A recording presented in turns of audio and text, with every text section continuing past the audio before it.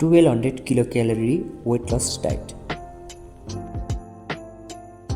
ब्रेकफास्टमा हजुरहरूले एक मुठी गेडागुडी र एकवटा अन्डा अथवा एउटा फलफुल र एउटा अन्डा अथवा एक कप दुध र 2-3 चम्चा चनाको सातु खान सक्नुहुनेछ।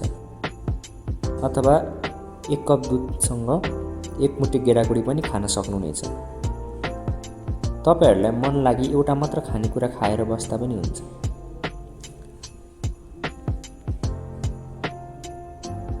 लन्च पनि हेभी नगरेर लाइट गर्ने, जस्तै कि धेरै सब्जी, 2 कचौरा दाल अनि 1 कचौरा पाकेको भात, अनि त्यसमा 1 कप दुध वा 3-4 पिस मासु राख्न सकिन्छ। दिउँसोको खाजा पनि बिहानको खाजा जसरी नै खान सकिन्छ। अन्न बाहेकको कुनै 2 वा 1 खानेकुरा। डिनर चाहिँ अलिक लाइट खाँदा राम्रो लन्च भन्दा, किनकि डिनर खाएको केही समयपछि हामी रेस्ट गर्छौँ, जसले गर्दा धेरै एनर्जी खर्च हुँदैन। डिनरमा 1वटा रोटी वा 1 मुठी चिउरासँगै 1 कचौरा दाल र तरकारी राख्न सकिन्छ।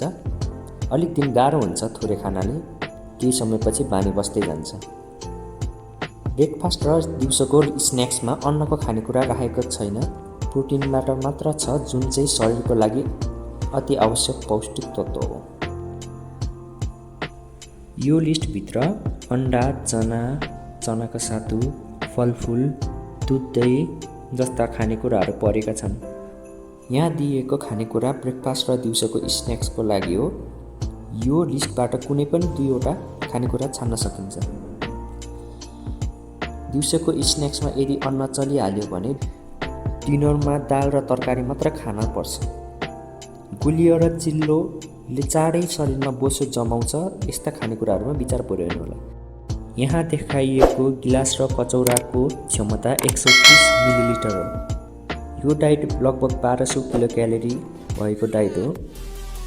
वेट लस रिलेटेड अन्य भिडियोहरू पनि हेर्न मन लागि कृपया क्लिक गर्नुहोला। धन्यवाद।